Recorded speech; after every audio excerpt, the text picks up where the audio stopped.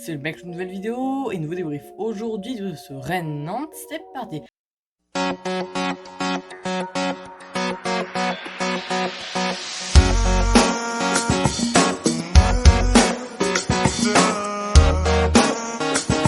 En effet les amis, troisième journée de Ligue 1 et le derby entre Rennes et le FC Nantes, voilà. On attendait un peu ce derby parce que voilà, les derbys c'est toujours pas mal. Voilà, dans cette troisième journée, c'était le derby de cette troisième journée. Enfin, le derby, pas le seul, puisqu'on a évidemment le Nice Olympique de Marseille de ce soir, que je vous invite à regarder si vous en avez l'occasion, et surtout à voir mon débrief que je sortirai donc sur ce match ce soir. Donc on va débriefer ce match tout d'abord au niveau de la composition d'équipe des deux équipes. Déjà au niveau de Rennes, on avait Alfred Gomis dans les buts, Traoré en latéral droit, Méling en latéral gauche. On avait une défense à deux défenseurs centraux avec Aguerd et la recrue Badé. On avait Santa Maria et Flaviante pour les deux milieux centraux, Doku en milieu droit, Bourigeaud en milieu gauche. On avait Terrier en 10 et Guirassy en buteur. Et du côté du FC Nantes, on avait le classique 4-4-2, voilà, souvent mis en place par le coach nantais, avec Alban Lafont dans les buts, Sébastien Corchia en latéral droit, Traoré en latéral gauche, Palois et Castelletto pour les deux défenseurs centraux, Blas en milieu droit, Coco en milieu gauche, Chivrella et Giroto pour les deux milieux centraux. Et enfin, on avait Aymon et Moses Simon en buteur. Voilà, donc une équipe assez classique du côté de Nantes, une équipe assez classique côté rennais.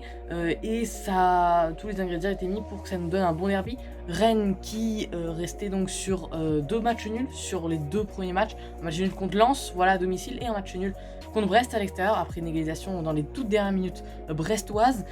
Donc c'était déjà un mini derby, et là c'est encore un plus gros derby.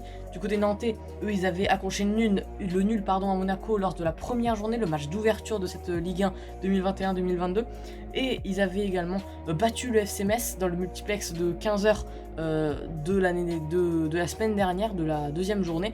Ils avaient battu Metz 2-0, donc voilà, ça les faisait monter à la 4e place du classement, et du coup voilà, c'était très très bon pour eux. Mais là on a vu que c'était un peu plus compliqué contre cette équipe rennaise. Une première mi-temps tout d'abord qui a été clairement, il n'y avait pas beaucoup d'occasions, mais Rennes, clairement, on les sent largement au-dessus.